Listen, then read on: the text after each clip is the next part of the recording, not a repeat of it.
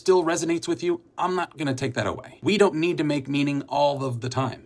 It's okay to not make meaning of anything from time to time, but I won't pretend it's a healthy destination either, or a sustainable platform for healthy meaning making. And in a professional care setting, it's unrealistic to expect others to pretend in the event that depressive realism significantly interferes with your well-being.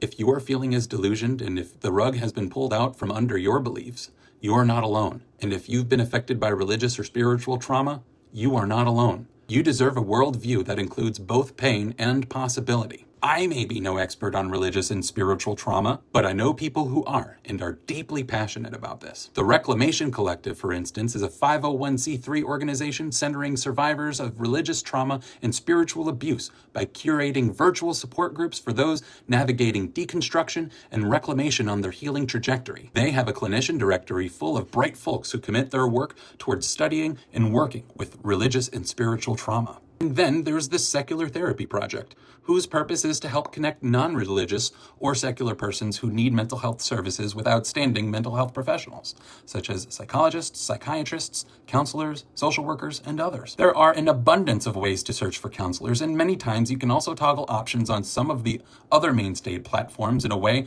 that hones in on counselors who specialize in religious and spiritual trauma. These ideas are meant to invite forward and more helpful thinking about life and existence.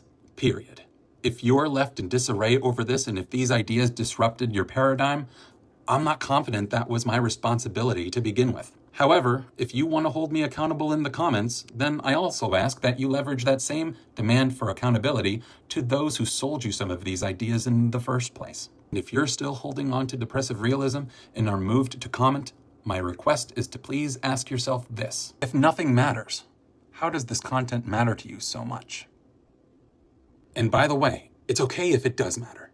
That's the point. This will be my last entry on this matter. I will discuss religious and spiritual trauma in the future to spread more awareness on this.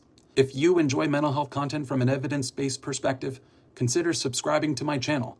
I can't always guarantee positivity for my content, but I do my best to bring the evidence. And if these findings have taken you for a ride, please take this with you to therapy.